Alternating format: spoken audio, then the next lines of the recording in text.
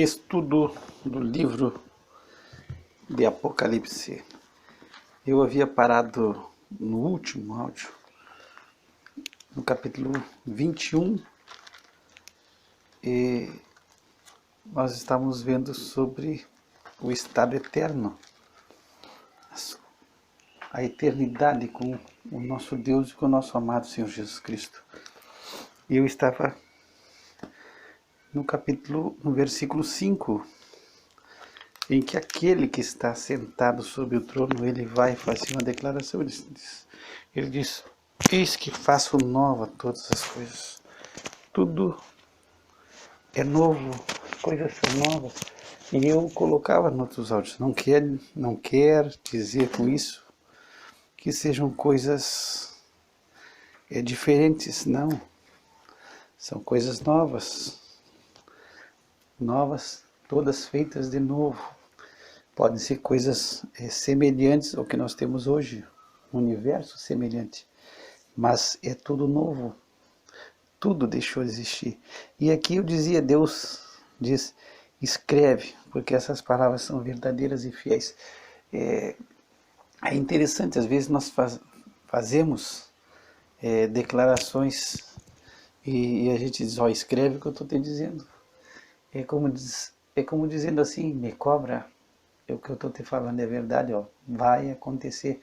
Escreve o que eu estou te dizendo. E aqui Deus manda que João venha escrever essas palavras. Escreve.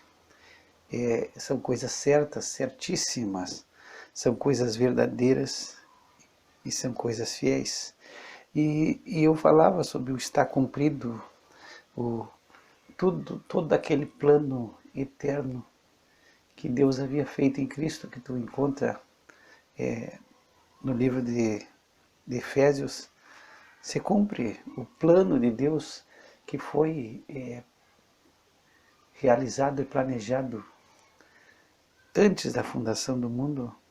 Aqui se cumpre o que Deus tinha reservado, o que Deus tinha preparado. E aqui existe um chamado, e eu comentava sobre a quem quer que tiver sede, de graça lhe darei da fonte da água da vida. Nós vamos ter esse mesmo convite feito em Isaías 55, se tu pegar Isaías, no Velho Testamento, tu vai ver esse chamamento de Deus para vir e ter essa água da vida, a comprar sem preço. Tu pode pegar Isaías 55, verso 1, diz assim, ó vós, todos os que tendes sede, vinde às águas, e os que não tendes dinheiro, vinde comprai e comei, sim, vinde comprai sem dinheiro, sem preço, vinho e leite. E aqui é uma manifestação do que? Da graça de Deus. É graça, coisas que nós não merecemos, que Deus está nos dando, é sem dinheiro, e é só o convite para vir. Tu tens sede, venha às águas, e os que não têm dinheiro, vêm e compram e comam. Comprem sem dinheiro.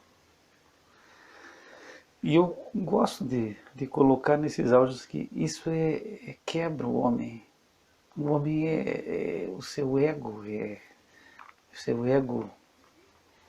tremendo, que é soberbíssimo, ele não quer ficar devendo nada para ninguém. Então a salvação, em alguns aspectos, ela é humilhante para o homem, porque o homem não faz nada, de graça, e isso quebra o homem, quebra o seu egoísmo, a sua soberba, porque é algo de graça que Deus está dando, e é um convite, beber da água da vida de graça. Tu não vai pagar nada, e o homem não. O homem quer bater no peito, gritar, se colocar diante de Deus e dizer, eu estou aqui porque eu mereço, porque eu fiz, e ninguém merece. Ninguém merece. E algo interessante desse ponto que eu colocava sobre o povo judeu que estava no cativeiro babilônico é que o se acomodar ao mundo. Já não tem mais sede, não precisa ter sede porque tu te acomoda às coisas do mundo e tu começa a te dar bem no mundo. Então o mundo se torna bastante atrativo para nós. E aí esse é um problema. Jeremias, ele, quando escreve o seu livro, ele fala sobre o pecado do povo. E aí ele vai dizer que são duas as maldades do povo. É que abandonaram a Deus. E é interessante nos pegar Jeremias, porque Jeremias fala no capítulo 2 assim, no verso 13, porque o meu povo fez duas maldades. A mim me deixaram o manancial de águas vivas e cavaram cisternas rotas que não retêm águas. Então, se deixa a Deus, que é o manancial de águas vivas, e se cavam cisternas rotas, e cisternas rotas furadas, são planos furados e religiões furadas, que satisfazem o homem, mas não guardam água, são totalmente furadas, não tem respaldo. Mas o homem cava e aí entra o nosso adversário, que é o mentiroso, e ele afaga o nosso ego. E é isso aí, tu tá legal, a tua religião tá super boa, tu tá bem, tu tá fazendo bem. Não tem como Deus não te aceitar, não tem como Deus te rejeitar. Pode ficar tranquilo, é um Deus de amor, ele vai te receber, ele vai ter que aceitar que tu é uma pessoa só do bem. Então você deixa a fonte de água viva, que é o nosso Deus, e ele está chamando. Nós estamos no final aqui, no penúltimo capítulo, e se chama quem tem sede. Só que esse é o problema, muitas vezes nós não temos mais sede. Quando o nosso amado Senhor Jesus Cristo, no livro de Mateus, ele fala sobre as bem-aventuranças, ele fala daqueles que têm sede e fome de justiça, porque eles serão fartos. Tu pega Mateus 5, verso 6. Bem-aventurados que têm fome e sede de justiça. Só que nós nos acomodamos tão bem nesse mundo, nós nos conformamos, quer dizer, o apóstolo Paulo fala em Romanos 12, 2, não vos conformeis com o presente século ou com este mundo, mas transformai-vos pela renovação do vosso entendimento. Se conformar é tu tomar a forma, tu pegou como é que o mundo age e tu começa a agir da mesma forma. Tu está começando a te conformar, é como se tu entrou numa forma e tu tomou a forma daquela forma que tu entrou. Tu está te conformando, entrando numa forma do mundo. E aí tu não tens, no mundo de injustiça, no mundo que jaz no maligno, como o apóstolo João escreve na sua primeira epístola, quer dizer, está sob o controle, um sistema mundial contrário a Deus, contrário à sua palavra, e tu está bem, e tu te acomodou, e tu está muito bem nessa posição. Então tu não precisa mais de justiça, tu não tem sede de justiça, tu não tem sede nem fome de justiça, tu está bem saciado, porque tu cavou uma cisterna rota para ti, uma cisterna, e essa cisterna tu não precisa da água da vida. Tu está bem. Então esse é o nosso problema, nós estamos vivendo conforme o mundo, a gente age conforme o mundo. E isso penetra dentro da igreja, exige os teus direitos, busca a tua satisfação, reclama, grita, esperneia. E Deus é obrigado a te ouvir, porque é teu direito, e tu exige, tu cobra de Deus, e tu determina e dá ordem que Deus tem que fazer. E isso é é tremendo, porque vem de encontro ao nosso egoísmo. Enquanto a Bíblia nos chama a uma vida de abnegação, é tu te negar a ti mesmo, é tu negar a si mesmo. Quando Jesus diz que se alguém quiser vir após mim, negue, a primeira coisa é negue-se a si mesmo. Então, quando eu não estou me negando, eu estou exigindo o meu direito, eu não estou seguindo a Jesus, eu não estou de forma nenhuma seguindo ao nosso Senhor, eu estou seguindo os padrões do mundo, exigindo os meus direitos, não tem abnegação nenhuma, exigindo, e cobrando de Deus e, e não aceitando, não aceitando nada contrário à minha vontade. Então, é esse o padrão do mundo. Busca os teus direitos, busca o teu interesse. Tu tem que ser feliz e é uma vida só. Poxa, se é uma vida só, é óbvio que tu tem que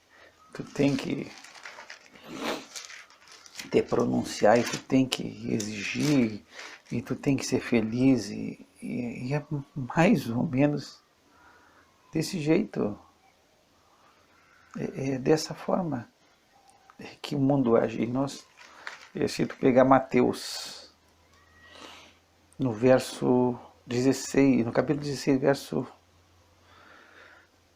24, diz: então disse Jesus aos seus discípulos, se alguém quiser vir após mim, renuncie-se a si mesmo, tome sobre si a sua cruz e siga-me. Então esse é renunciar, é negar-se a si mesmo. Esse é o chamamento de Deus para a nossa vida. Essa é a maneira, e é totalmente contrário ao que o mundo espera, o que o mundo determina. Os padrões do mundo são totalmente diferentes. Jamais se renunciar, se negar. A ideia, se te faz feliz, faz. Nada é errado se tu está buscando a tua felicidade. Se tu tiver que dar um chute em tudo, dar um chute, tu tem que ser feliz, tu não pode sofrer. E tu tem que tirar da tua vida as pessoas que te fazem sofrer, e tudo que te faz sofrer, tu exclui da tua vida. Então esse é o padrão do mundo. Agora a Bíblia nos chama ao sofrimento, ao padecimento, a pagar o preço, a ter uma vida voltada para os outros, a amar, a servir, a carregar as cargas dos outros, não é buscar o seu próprio interesse. Então, é nisso que eu acho que hoje nós nos adaptamos. A única coisa que eu penso hoje, e eu estou dizendo, não estou colocando a tua vida, eu estou colocando nós, todos. A única coisa que nós desejamos é um seguro contra um incêndio, é um seguro. Eu quero estar na igreja porque eu quero um seguro contra incêndio, eu não quero ir para o inferno só. Mas o demais do Evangelho para mim não me serve, não é o que eu desejo, não é me colocar debaixo da palavra de Deus. Eu só não quero ser condenado. Eu sei que se eu não estiver na igreja, não estiver em Cristo, eu estou condenado. Então é isso que eu quero, não quero que condenado. Mas agora, demais viver uma vida e sofrer e pagar o preço e me renunciar e me negar, isso aí não é bem assim. E aí tenho as mensagens nas igrejas que me ajuda, que me diz que eu sou o tal, que eu sou muito importante, que eu tenho que buscar e que Deus é obrigado a me dar tudo que eu quero. E é só eu exigir de Deus e cobrar e botar a palavra de Deus goela abaixo dele que ele tem que cumprir. E se ele não cumprir, ele é mentiroso. Posso dizer, tu é mentiroso, porque tu não cumpre. É esse ponto. Agora, aqui se chama quem tem sede, quem não está acomodado nesse mundo, quem se sente mal, quem não quer agir dessa forma, quem não se consegue se adaptar. Quando o nosso amado Senhor Jesus Cristo ele fala sobre o mundo, ele diz assim, o mundo ama os que são seus, quer dizer, Aquele que é do mundo, o mundo ama. E o mundo não nos ama porque nós não somos do mundo. Tu pega o capítulo 15 do Evangelho de João, disse Jesus: se o mundo, no 15:18, se o mundo vos odeia, sabei que primeiro do que a vós me odiou a mim. Se vós fosseis do mundo, o mundo amaria o que era seu, mas porque não sois do mundo, antes eu vos escolhi do mundo, por isso é que o mundo vos odeia. E aí é tremendo, porque o mundo nos odeia porque nós não somos do mundo.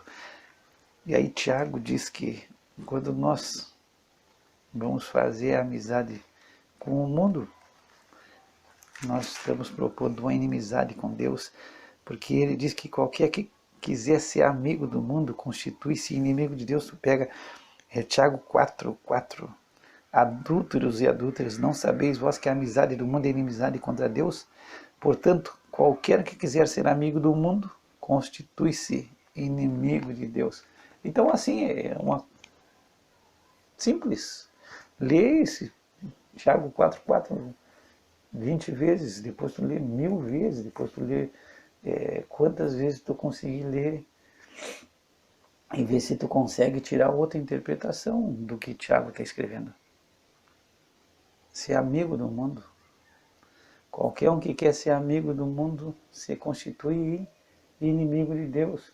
Aí a gente, por isso que nós somos taxados de louco. Porque nós vimos que as obras do mundo são más. E Jesus testificou, as coisas são más. Quando o apóstolo Paulo escreve aos Filipenses, tem algo tremendo. Ele diz, e nós vamos ler aqui no Filipenses 2, ele diz que 2:14 e 15, fazei todas as coisas sem murmuração nem contendas, para que sejais irrepreensíveis e sinceros, filhos de Deus inculpáveis no meio de uma geração corrompida e perversa, entre as quais resplandeceis como astros no mundo. Então é resplandecer, é ser diferente, é ser sincero, irrepreensível. E aí diz, filhos de Deus inculpáveis no meio de uma geração corrompida e perversa. Algumas versões dizem uma geração maligna. Bom, aqui Paulo está escrevendo no primeiro século da igreja. Mas a geração do segundo século, do terceiro, do quarto, do século XX, do século XXI, continua sendo uma geração maligna e perversa. Diz que essa palavra maligna ou corrompida, do grego é escólios. Escólios é de onde vem a nossa palavra de escoliose, que é referente à coluna cervical. Escoliose é quando a tua coluna não está legal, ela está um pouco torcida, ela tem uma curvatura que não é normal. Então, aqui é torcido, uma geração torcida, não está reta, não está correto, é torcido, e perverso seria o torcer e o distorcer. Ele torce e distorce, ele não perde tempo, uma geração que torce as coisas e distorce tudo. E aí nós somos chamados para resplandecer como luminares, como astros no mundo. É ser diferente, é não se adaptar, é não se conformar. Só que o que nós vemos é isso, nós gostamos do que o mundo está oferecendo. O que o mundo está nos oferecendo nos atrai. E aí nós vamos para Hebreus 11, que é tremendo. Moisés ele se encontra no Egito, e aí ele tem o Egito aos seus pés, ele tem tudo que o Egito pode oferecer, e ele não é um pobrezinho, ele é um príncipe no Egito, ele poderia ser até faraó, ele é uma grande personalidade. Mas se tu vê Hebreus 11:25, diz que Moisés ele escolheu antes ser maltratado com o povo de Deus, do que por um pouco de tempo ter o gozo do pecado. é diferente. Olha só a escolha de Moisés. Ele não era ele é um príncipe, ele é um dos maiores do Egito. Perdão. E ele escolhe ser maltratado com o povo de Deus. Olha a escolha, ele tem duas escolhas. Ele pode escolher viver no auge, no luxo, na glória, e ele escolhe ser maltratado, porque ele tem por maiores riquezas o vitupério de Cristo. Ele vê em Cristo a riqueza de Cristo, da glória, da eternidade. E ele considera essas riquezas muito maiores do que todos os tesouros do Egito.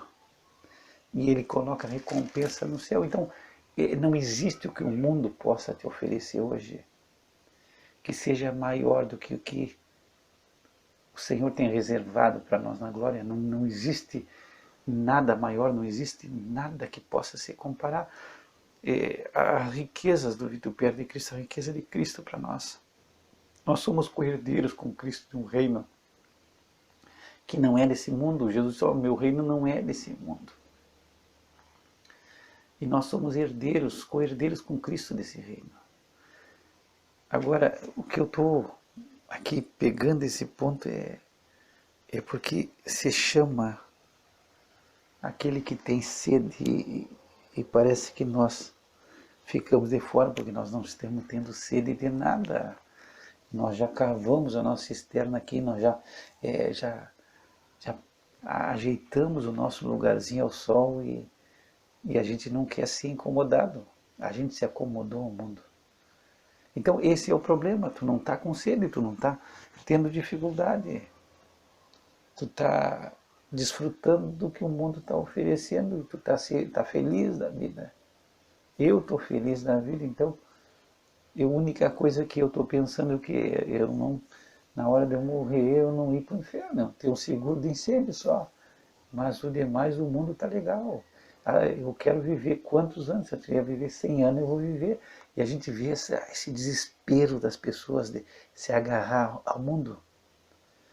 É estranho isso na nossa vida, porque o apóstolo Paulo, ele também escreveu aos Filipenses, e aí ele fala uma coisa que, quando eu leio nos nossos dias, é um absurdo, é um contrassenso, porque ele diz assim, Filipenses 1, 21, porque para mim o viver é Cristo, e o morrer é ganho, mas se o viver na carne me der fruto da minha obra, não sei, então o que devo escolher, mas de ambos os lados estou em aperto, tendo desejo de partir e estar com Cristo, porque isto é ainda muito melhor, mas julgo mais necessário por amor de vós ficar na carne.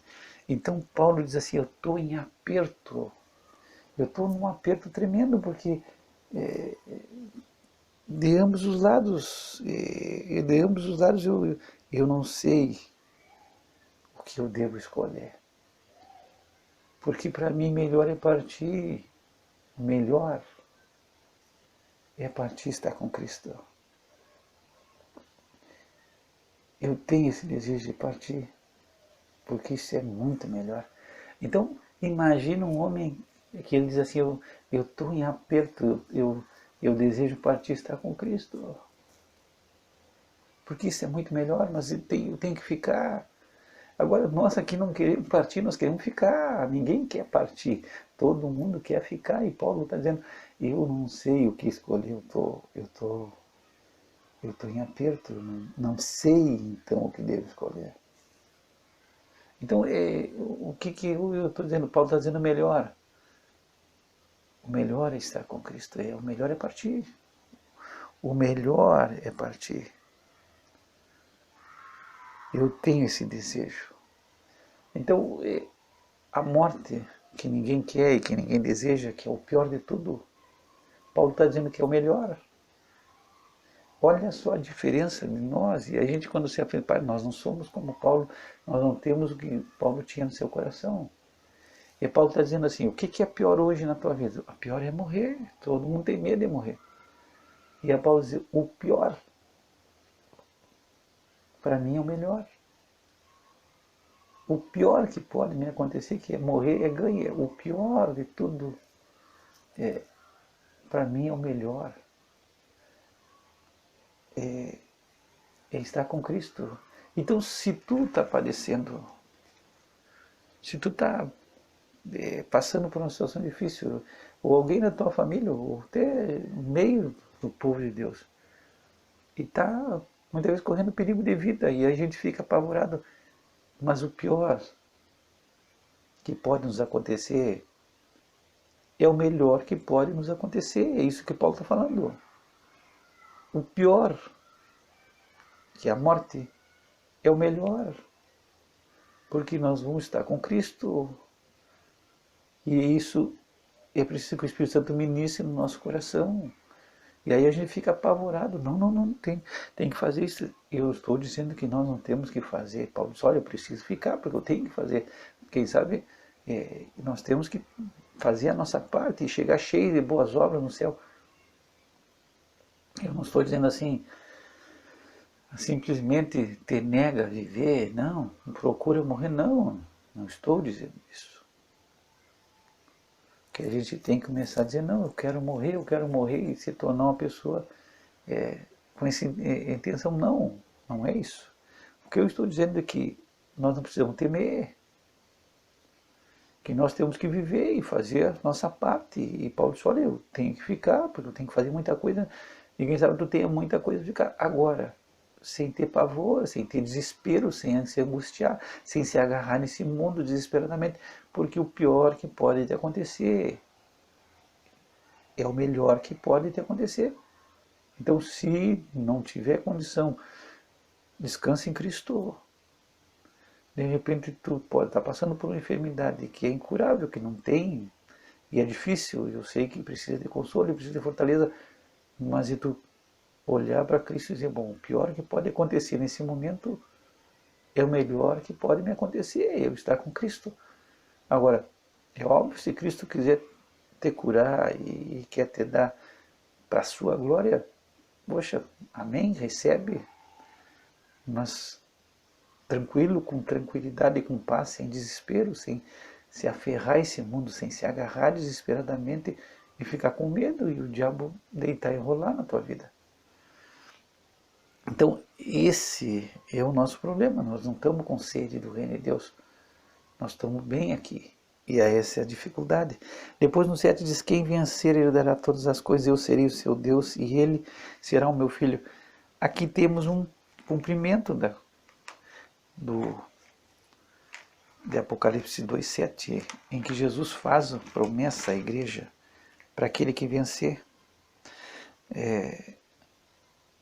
São promessas aos vencedores, vão reinar com Cristo.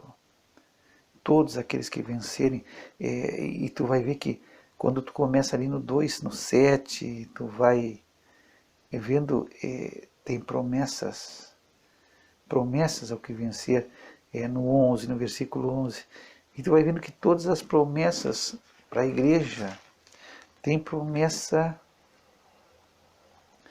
aos vencedores, e no 3, 21 diz que ao que vencer lhe concederei que se assente comigo no meu reino, no meu trono, perdão. Assim como eu venci e me assentei com o meu Pai no meu trono. Então, são promessas aos vencedores, vai herdar todas as coisas, vai se sentar num trono. É tremendo isso, porque aqui não quer dizer que tu tenha que ser um super cristão. O entendimento aqui não é que tu tenha que ser um extraordinário, que quem vence é alguém, é um superstar da fé. Se tu não estiver, se tu não estiver no ápice da tua vida cristã, tu não vai conseguir, não é isso. Aqui, vencedores são aqueles que colocam a sua fé em Cristo, aqueles que confiam em Deus e são nascidos de Deus. Tu pega João, na primeira epístola, no capítulo 5, no 4 e 5 nós vamos ler, quer ver?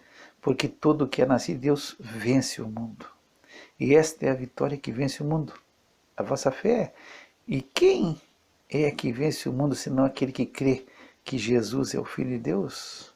Então, vencedor é todo aquele que crê em Cristo, que Cristo é o Filho de Deus, que Ele é o seu único e suficiente Salvador. Tu creu, tu é um vencedor e tu vai herdar todas as coisas.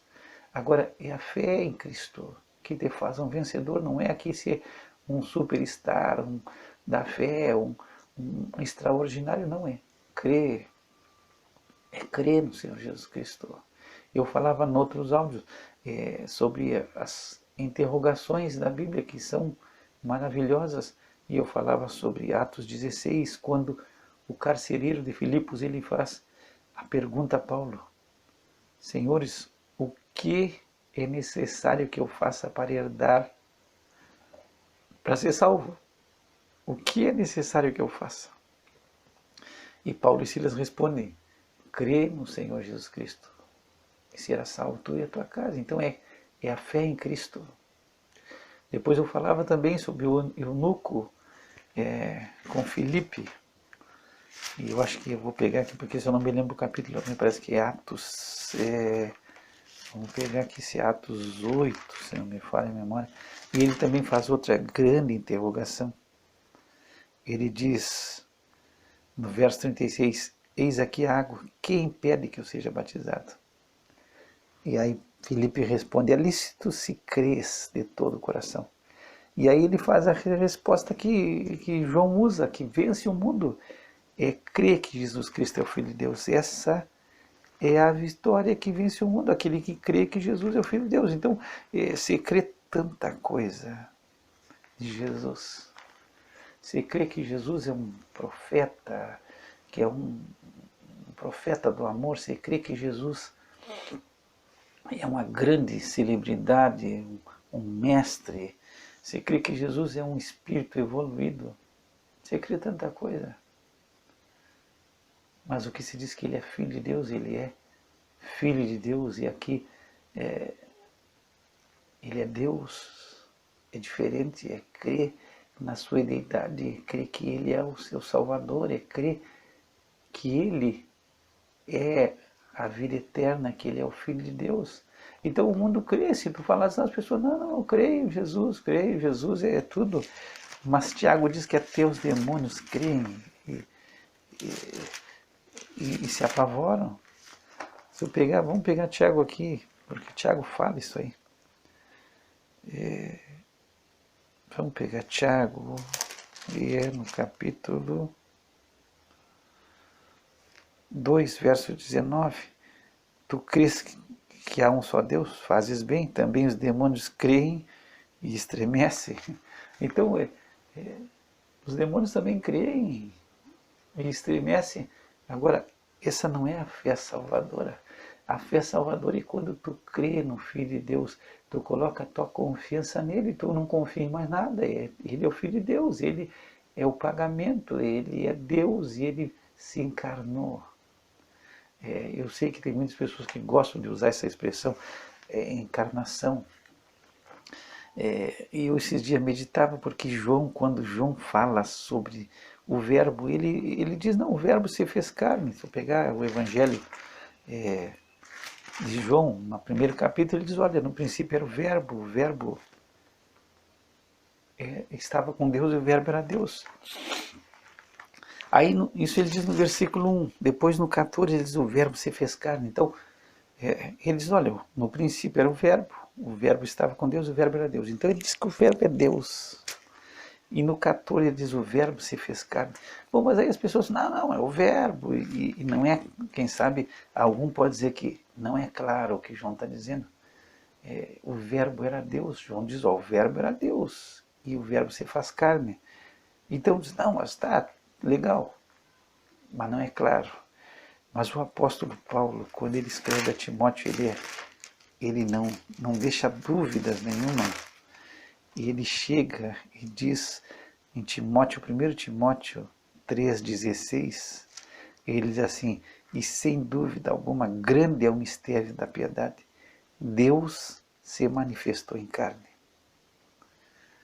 Então é que Paulo não diz, olha, é um verbo, e o verbo se fez carne. Não. Paulo já diz, Deus se manifestou em carne. Ele foi justificado no Espírito, visto dos anjos, pregado aos gentios, crido no mundo e recebido de novo acima na glória. Então, é Deus. Paulo não diz, olha, era o verbo se fez carne, porque alguém pode dizer, não, mas o verbo. Não, Paulo já diz, ó, Deus se manifestou em carne. Então, eu sei que tem religiões que gostam de usar essa expressão, encarnou. Então, aqui é o único, porque ele pré-existia, ele existe desde a eternidade, Deus se faz carne. E quem vence? O que crê que ele é o Filho de Deus. É essa a cobrança do homem, é crer, colocar a sua fé em Cristo. Colocar a sua fé somente em Cristo. E aí vence o mundo. E esses são os vencedores que vão herdar todas as coisas. Deus faz nova todas as coisas. E quem vai herdar são aqueles que confiam em Deus e que colocam a sua fé no nosso amado Senhor Jesus Cristo. No 8, nós vamos entrar no próximo áudio, aí vão ver os que não herdaram. Porque aqui vão ser os que vencem, os que herdam. Não existe diferença, é isso que importa, nós vamos entrar depois. Não tem diferença aqui. Depois, quando nós demos 8, tu vai te enquadrar aqui. Entre os covardes, incrédulos, abomináveis, tu vai estar dentro, e eu também. Só que a diferença do 7 para o 8 é que tu creu, que tu colocou a tua fé em Cristo. Agora, não existe diferença. Tu te enquadra, quando nós demos o 8 aqui, tu vai te enquadrar e eu vou me enquadrar neles também, porque eu estou entre essas pessoas. A diferença, a única diferença, é que nós colocamos a fé e a nossa confiança no nosso amado Senhor Jesus Cristo, nós cremos que Ele é o Filho de Deus. Pai, nós te louvamos pela Tua bendita palavra e te glorificamos, Senhor. Nos ajuda a ter esse sentimento que houve no apóstolo Paulo, de não nos aferrarmos a esse mundo, de não nos apegarmos a esse mundo. E como disse Tiago, de não queremos ser amigo do mundo e estar legal, e estar de bem, e estar super bem nesse mundo. Não, Senhor, que nós possamos buscar as coisas do alto, como Abraão, que esperava essa cidade celestial. Morou em cabanas, não se aferrou, não colocou fundamentos nesse mundo, mas esperava a cidade que desce do céu, que o artífice é Deus. Coloca isso no nosso coração. Em Cristo Jesus, para a tua glória. Que o Senhor te abençoe e te guarde, que o Senhor faça resplandecer sobre ti o seu rosto e tenha misericórdia de ti, que o Senhor levante seu rosto sobre ti e te dê a paz. Graça e paz da parte de Deus nosso Pai e do Senhor Jesus Cristo.